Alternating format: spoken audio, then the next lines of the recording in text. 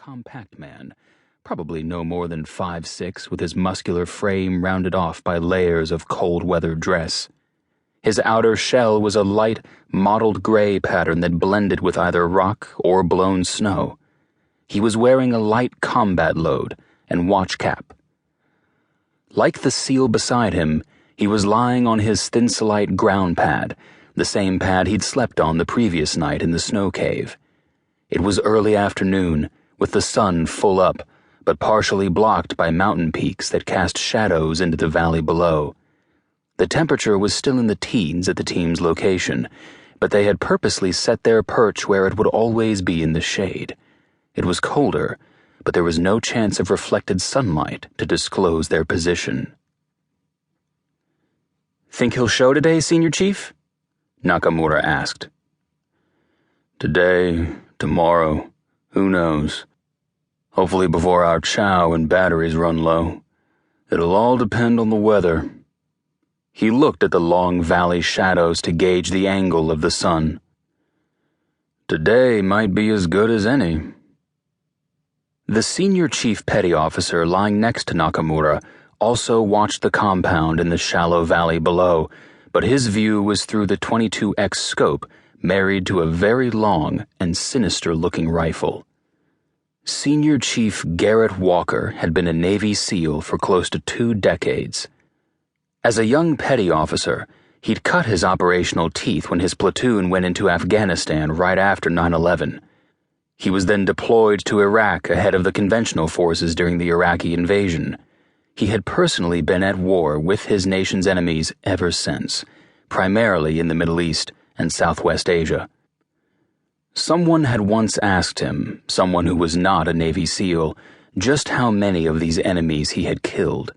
His answer had been, "Not nearly enough. There are still too many of them out there.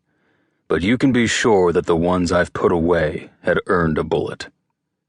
Unlike his shooting partner, Garrett Walker was a slim 6'2". He had wide-set green eyes, and his nose and cheekbones were punctuated by sharp, angular features. A shock of wiry brown hair peeked from under his rolled-up balaclava. The thick beard and mustache wreathed a tight, controlled mouth.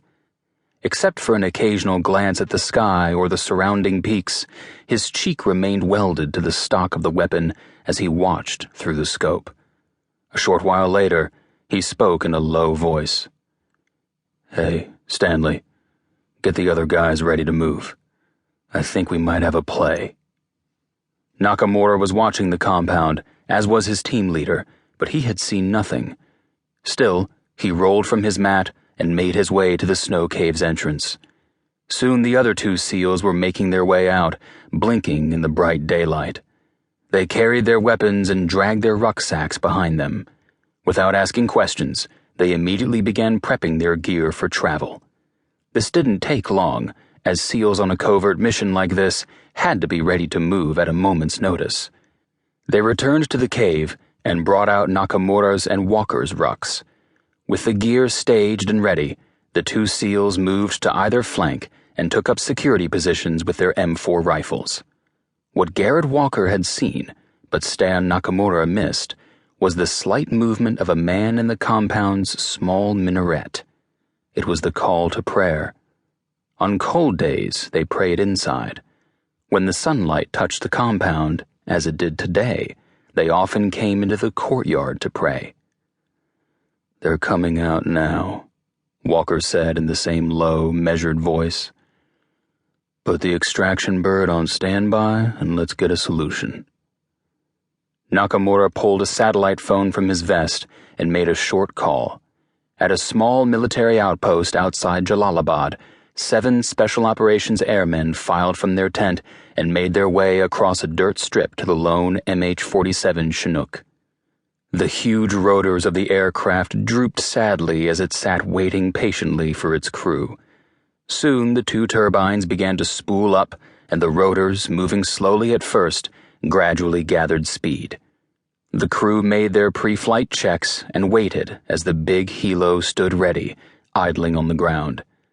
Back at the shooting perch in Pakistan, Stan Nakamura and Garrett Walker began their ritual. If there was a